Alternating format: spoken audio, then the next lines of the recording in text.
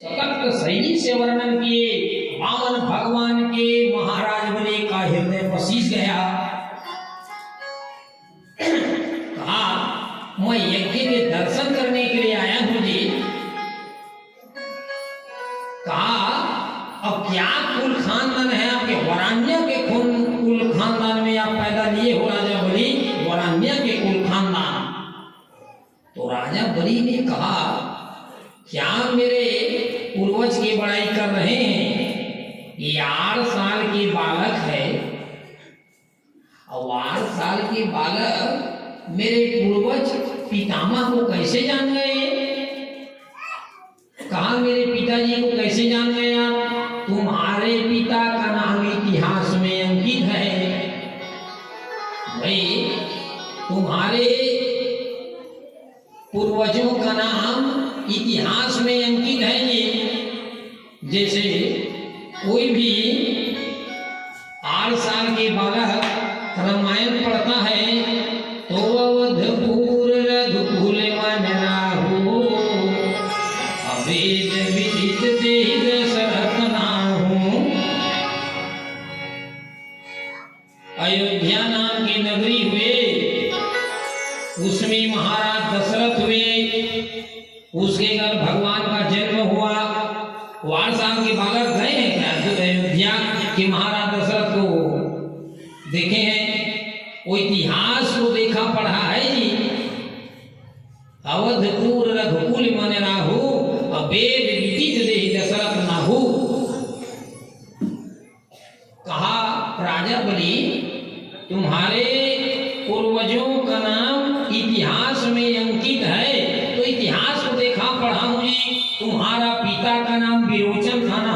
वाह क्या कुल खानदान है। मेरे विरोचन मेरे पिताजी को नाम गए। हाँ नाम तो विरोचन था, अब इच्छा मृत्यु का वरदान मिला हुआ था। राजा विरोचन को साहू भैया इच्छा मृत्यु का वरदान मिला हुआ था। जब चाहे तब मरूं मैं, तो देवता लोगों को कोई नहीं हरा सके राजा विरोचन को। तो राजा विरोचन के कट्टर शत्रु कौन है? देवराजेंद्र है। तो आज देवराजेंद्र ब्राह्मण के वेश में गए राजा विरोचन के पास, और राजा विरोचन के पास गए तो कहा राजा विरोचन के रोज का नियम था, नित्य ब्राह्मणों को पूजा करके दान देते थे। तो आज सही में कोई ब्राह्मण देवता नहीं, देवराजेंद्र प्रकट हो गए। मैं कोई ब्राह्मण देवता नहीं हूं, आपके कट्टर शत्रु देवराजेंद्र हूं। अब दे सको तो हाँ कहो या नहीं। तो राजा विरोचन ने कहा नहीं कहने से मेरे अकीर्ति होगी, और जिसकी कीर्ति है ना वही व्यक्ति अमर है, वही व्यक्ति जीवित है। कीर्ति है तब तो आप उसके बखान कर रहे हो। कीर्ति रिवश से जीवती, जिसकी कीर्ति रहती है जिनके चरण सरोहुर लागी अकरत विविध। जिसकी कीर्ति रहती है वही व्यक्ति अमर है और वही व्यक्ति जीवित है। आपके पिताजी जो है अपने कट्टर शत्रु देवराजेंद्र को आप अपने प्राण का दान कर दिया। तो राजा बलि ने कहा क्या कुल खानदान है? और तुम्हारे दादाजी को भी मैं जानता हूं कहे। कहा कैसे जान गए? तुम्हारे दादा का नाम था प्रहलाद, तुम्हारे दादा का नाम था जी प्रहलाद। प्रहलाद ने कह दिया खंभा में भी भगवान है, तो खंभा फाड़ करके नरसिंह रूप धारण किए। और तुम्हारे परदादा को भी जानता हूं हिरण्यकश्यप को, एक ने भगवान को प्रकट कराया और प्रकट भगवान को लुप्त करा दिया कहाँ हो मेरे भाई के मारने वाले नारायण बताओ।